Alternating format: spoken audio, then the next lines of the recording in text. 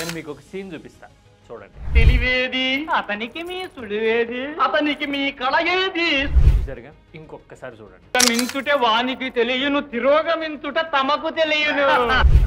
మాయాబజార్ మనలో చాలామంది చూసుంటారు కదా ఈ సినిమా. క్లాసిక్.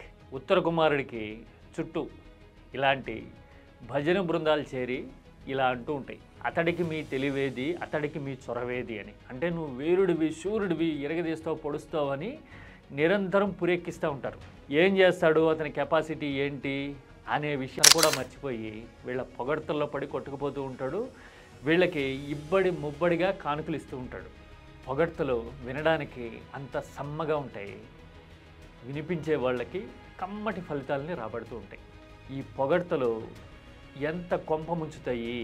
కెపాసిటీ బిల్డింగ్ కాని వాళ్ళని, కనీస సామర్థ్యం లేని వాళ్ళని కూడా ఇలా పొగడ్తలేసి జాకీలేసి లేపుతూ ఉంటే ఎలాంటి ఫలితాలు చూడాల్సి వస్తుంది అనేది అందులోనే, ఆ మాయాబజార్లోనే మనకు కనబడుతుంది. మహాభారతంలో మనకి విరాట పర్వం అనే ఘట్టంలో ఉంటుంది. అది కౌరవులు ఆవుల్ని దొంగిలించకపోతే గోగ్రహణం అని చదివి ఉంటాం కదా. ఉత్తర కుమారుడు నేను ఓడబడుస్తా అని వెళ్ళి భంగపడి వస్తాడు. అప్పుడు అనుకుంటాడు, అదేంటి వీళ్ళు రోజు నన్ను పొగుడుతూ ఉన్నారు కదా, ఇలాంటి సిచ్యువేషన్ ఎందుకు వచ్చింది అని కదా. తుఫాన్ని మడత పెట్టేస్తారని, ఎవరినైనా మెలిపెట్టేస్తారని, నిద్రాహారాలు మానేసి అలాగే కూర్చున్నారని, ఏవో విచిత్రమైన ప్రకటనలు, పొగడ్తలు, భజన బృందాల మేజువాణి, ఇదంతా చూస్తూ ఉంటే అరే కనీసం మినిమం లాజిక్, పొగడ్డానికి మినిమం సబ్జెక్టు లేకుండా ఇలా ఎందుకు సిద్ధమైపోతున్నారా అని జర్నలిస్టిక్ సెన్స్ కాదు, కామన్ సెన్స్ ఉన్న వాళ్ళకు కూడా అనిపించే రోజులు ఇప్పుడు నడుస్తూ ఉన్నాయి కదా. ఇదేదో పెద్ద కామెడీ పీసుల పంచాయతీ అని తేలిగ్గా కొట్టిపారేయడానికి లేదు. ఇలాంటి వాళ్ళ వల్ల ఎంత నష్టం జరుగుతుంది అని కొన్ని హిస్టారిక్ ఎగ్జాంపుల్స్తో చూద్దాం. ఇది కేవలం ఆలోచనని తట్టి లేపే ప్రయత్నం మాత్రమే. This is key talks.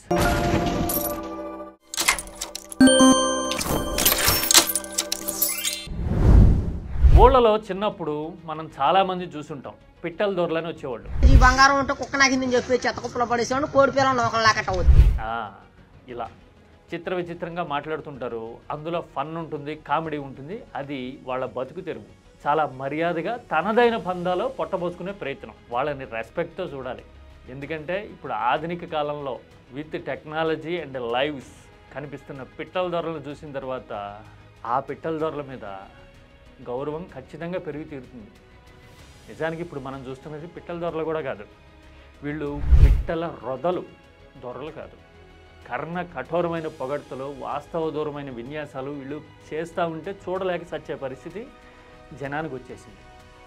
మరి ఇదెంత బరి తెగింపో, ఇలాంటి పరిస్థితి ఎందుకు వచ్చిందో అని ఆలోచిస్తే ఒక్క లాజిక్ తడుతుంది. ఎన్నికల ముందంటే ఒక సినిమా తీయడం సులభం. అపోజిషన్ని హీరోగా చూపిస్తూ అప్పటి పొజిషన్లో ఉన్న వాళ్ళని విలన్గా చిత్రీకరించి వాళ్ళిద్దరి మధ్య ఫ్రిక్షన్ క్రియేట్ చేసినట్టుగా ప్రచారం చేసి మనకి కావాల్సిన అపోజిషన్ లీడర్ని ప్రొజెక్ట్ చేసాం. అప్పుడు ఇలాంటి ప్రసంగాలే చాలామందికి నచ్చినాయి. యాంటీ ఇన్కంబెన్సీ కలిసి వచ్చి ఎన్నికల్లో అనుకూల ఫలితాలు వచ్చేసిన తర్వాత అధికారంలోకి వచ్చిన తర్వాత పర్ఫార్మెన్స్ గురించి మాట్లాడాలి కదా, పనితీరు గురించి మాట్లాడాలి కదా, అచీవ్మెంట్స్ గురించి చెప్పాలి కదా. అవన్నీ వదిలేసి నిద్రాహారాలు మాని, ఇల్లు లేదు నిద్ర లేదు అంటే, రాష్ట్రంలో ఎవ్వరికీ లేని పదవి మీకు ఇచ్చినప్పుడు ఎవరికీ లేని బాధ్యత మీకు ఉంటుంది. పైగా మీరు నిద్రపోయారా, తిన్నారా లేదా అనే దానికంటే కూడా మీ వల్ల ఎంతమందికి ప్రయోజనం కలిగింది అనేది అక్కడ పాయింట్. మీరు వీలైతే అది మాట్లాడాలి. అలా మాట్లాడకుండా కేవలం ఫ్లాటరీని, అంటే పొగడ్తల్ని, భజన్ని నమ్ముతున్నారు అంటే సబ్స్టాన్స్ ఏమీ లేదు, జరగట్లేదనా మీరే పరోక్షంగా చెప్తున్నట్టు ఆలోచన ఉన్న వాళ్ళకి అర్థమైపోతుంది. ఇది నిరంతరం కనపడుతూ ఉంది కదా. ఇలాంటి ధోరణి ఎలాంటి నష్టాలు చేస్తుందో చెప్పడానికి 2 హిస్టారిక్ ఫ్యాక్ట్స్ కూడా చెప్తాను నేను. అవేంటో తెలుసా? ఒకటి, హిట్లర్ హయాంలో రిబ్బన్టన్ అని ఒక విదేశాంగ మంత్రి ఉండేవాడు.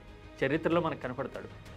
ఆయన ఏం చేసేవాడంటే హిట్లర్ ఏం మాట్లాడినా బ్రహ్మాండం భజగోవిందం అని భజన కొడుతూ ఉండేవాడు. హిట్లర్ ఏం ఆలోచిస్తున్నాడో ముందే తెలుసుకుని, లేదంటే కనుక గతంలో ఆయన చెప్పిన విషయాన్ని గుర్తుపెట్టుకుని, అసలు మీ ఆలోచన అపూర్వంగా ఉంది, అసలు ప్రపంచం మొత్తం మీకు మోకరిల్లిపోద్ది, దాసోహం అనేస్తుంది అని భజన చేయించేందుకు ప్రత్యేక బృందాలను పెట్టేవాడు. పైగా ప్రపంచ విజేత అయిపోతారో అని నిరంతరం పంపు కొడతా ఉండేవాడు రిబండన్ హిట్లర్కి. జనరల్గా హిట్లర్ లాంటి సినిసిజం ఉన్నవాళ్ళు, ప్రచార కండూతి పబ్లిసిటీ పిచ్చి ఉన్నవాళ్ళు, సుప్రీమసీ చూపించుకోవాలనుకున్న వాళ్ళు సహజంగానే ఫ్లాటరీకి పొగడ్తలకి పడిపోతారు, సోషల్ వ్యాలిడేషన్ కోరుకుంటారు. అంటే ఇట్లా అనేసుకుంటున్నారు మన గురించి అని నమ్మడానికి ఇష్టపడతారు వాళ్ళు. అలాగే హిట్లర్ కూడా రిబండన్ బుట్టలో పడ్డాడు. ఆయన పొగడ్తలన్నీ నమ్మి ప్రపంచం కొంపముంచాడు. రెండో ప్రపంచ యుద్ధం జరగడానికి హిట్లర్ కారకుడైతే హిట్లర్ అలా తయారు కావడానికి రిబండన్ అనేవాడు కారణం. ఒక రకంగా కావాలంటే హిస్టరీ తెలిసిన వాళ్ళు తిరిగేసి చూడండి. అంటే పొగడ్తలు వాళ్ళకి నష్టం చేసి వాళ్ళని చరిత్రహీనులుగా మార్చడమే కాదు, ప్రపంచం కొంప కూడా ముంచుతాయని చెప్పడానికి ఇది ఒక బ్యూటిఫుల్ ఎగ్జాంపుల్. ఇంకొక ఎగ్జాంపుల్ మన చైనాలో కనపడుతుంది. మావో జెడాంగ్ టెన్యూర్లో 1958 నుంచి 62 మధ్య గ్రేట్ లీప్ ఆఫ్ చైనా అని మనం చాలామంది చూసి ఉంటాం, చదివి ఉంటాం కదా. అంటే చైనా ఆర్థిక వ్యవస్థని ఉన్నపాటుగా ఒక్క ఉదుటని రివైవ్ చేసేయాలి అని మావో జెడాంగ్ అనుకున్నాడు. వ్యవసాయ ఆధారితంగా ఉండకూడదు, మొత్తం ఇండస్ట్రియలైజేషన్ అయిపోవాలి, అమెరికాని ఎడంగాలతో తన్నేయాలనుకున్నాడు. ఆయన లెఫ్ట్ అని నేను అంటలేదండి, మామూలుగా చెప్పాను. ఓకే అనుకొని విపరీతమైన పాలసీ చేంజెస్ తీసుకొచ్చేసి జనం మీద రుద్దటం మొదలుపెట్టాడు. చైనా గ్రామీణాన్ని నమ్ముకుంది, జనాభా అంతా వ్యవసాయం మీద ఆధారపడి ఉన్నారు, ప్రకృతి సిద్ధం అంతా అప్పట్లో. మరి అలాంటప్పుడు దీనివల్ల పర్యవసానాలు ఉంటాయి, ఈ ట్రాన్సిషన్ అనేది స్లోగా సిస్టమేటిక్గా జరగాలి అని చెప్పాలి కదా చుట్టూ ఉన్నవాళ్ళు. అలా కాకుండా భజన కొట్టడం మొదలుపెట్టారు. అబ్బా వీర సూర ధీర అని చెప్పేసి రోజు వాయిస్తూ ఉండేవాళ్ళు చుట్టూ ఉండి.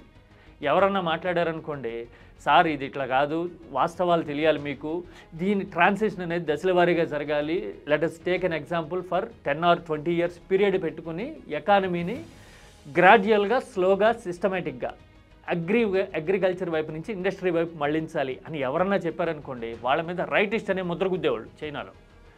గుద్ది ఈ భజనగాళ్ళు మావో జెడాంగ్ని పక్కదోవ పట్టించేసరికి చైనా ఆర్థిక వ్యవస్థ అతలాకుతలమైంది. వ్యవసాయం మట్టి కరిచి కోట్ల మంది ప్రాణాలు కోల్పోయారు, ఆకలి చావులు.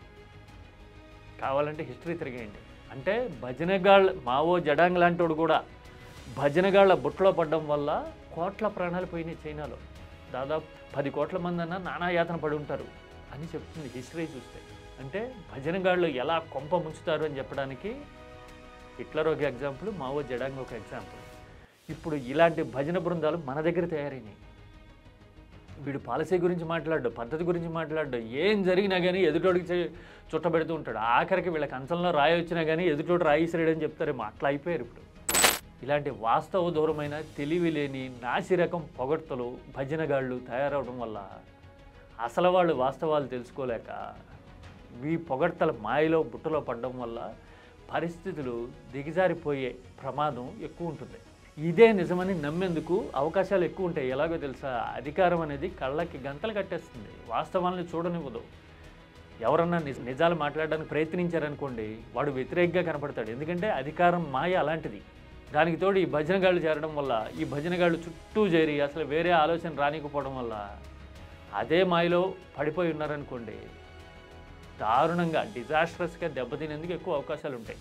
ఒకవేళ అభిమానంతోనో సామాజిక ఈక్వేషన్తోనో లేదంటే ఆర్థిక ప్రయోజనం కోసమో పొగడాలి, మేలు చేయాలి అని అనుకున్నారనుకోండి ఈ భజన బృందాలు, వీలైతే వాస్తవాలు చూపించాలి, చెప్పాలి. క్షేత్రస్థాయిలో జనం అవస్థలో మనం టెక్నాలజీ మోజులో సంపద సృష్టి అనే ప్రచార క్రేజ్లో పడిపోవడం వల్ల జనానికి ఎలాంటి పర్యవసానాలు రావడం స్టార్ట్ అయిపోయింది అప్పుడే అనే విషయాలను చూపించగలిగితే కనుక మేలు చేసిన వాళ్ళు అవుతారు. ఎందుకంటే కళ్ళు తెరిచి నేల మీద నడిచే పరిస్థితి వచ్చిందనుకోండి, జనానికి ప్రయోజనం, రాష్ట్రం బాగుపడుతుంది. ఆ రెండు జరిగితే రాజకీయంగా వాళ్ళ అధికారం నిలబడుతుంది కదా. అల్టిమేట్గా వాళ్ళ అధికారమే నిలబడాలి అని మనం నిజంగా కోరుకుంటే కనుక నిజాలు మాట్లాడాలి. కాదు పబ్బం గడుపుకోవాలంటే ఇప్పట్లాగే తుఫాను మడత పెట్టడం, కంటి మీద కునికి లేకుండా కూర్చోవడం లాంటి భజన కంటిన్యూ చేసుకోవాలి.